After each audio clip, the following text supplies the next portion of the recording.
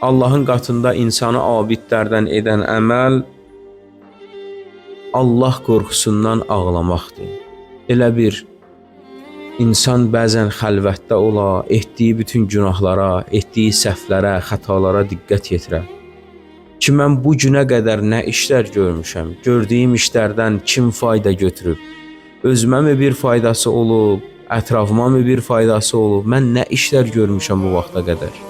İnsan otura bunları fikirləşə, təfəkkür eləyə.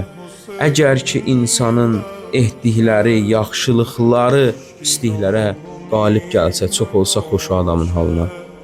Və o insan ki, günü ərzində etdiklərini gecə başını balışa qoyanda, yatmaq istəyəndə özünü hesab kitab eləyir, hesab kitab aparır, özünə bir məhkəmə qurur, Allah qorxusundan ağlayır. Bu barədə Allah Teala deyir ki, o bəndələr ki, gün ərzində etdiklərini özünü hesaba kitaba çəkər və etdiklərinə görə xəcalət çəkərlər, qiyamət günü mən onlardan sorğu-sual eləməyə həya eləyərəm. Xoşu adamın halına ki, özünün etdiklərini tərəziyə qoyar, özünün etdiklərindən hesab kitab çəkə özünə. Deyək ki, sən bunu etdin, bu gün ərzində sənin etdiyin günahların sayı, etdiyin savabların sayından çoxdur. Gərək insan tövbə eləyə, növbəti gün özünə çəki düzən verə, özünü kontrol eləyə ki, mən bu günlərim elə bir işlər görəcəyəm ki, Allah məndən razı qalar.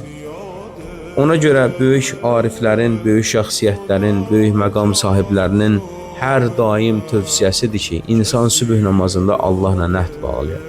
Sübh namazını qıldın, sonra Allahla nəhd bağla. De ki, ilahi, mən bu günlərim günah etməyəcəm və səndən də istəyirəm ki, o tövfiqatı mənə verəsən. Səndən də istəyirəm ki, o gücü, qüvvəti mənə verəsən. Mən günahla qarşı-qarşıya gələndə o əhdimi mənə xatırla.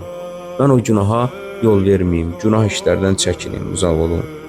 Deyir, insanın Allahın qatında abid hesab olmağına səbəb olan əməllərdən biri də Allah qorxusundan ağlamaqdır.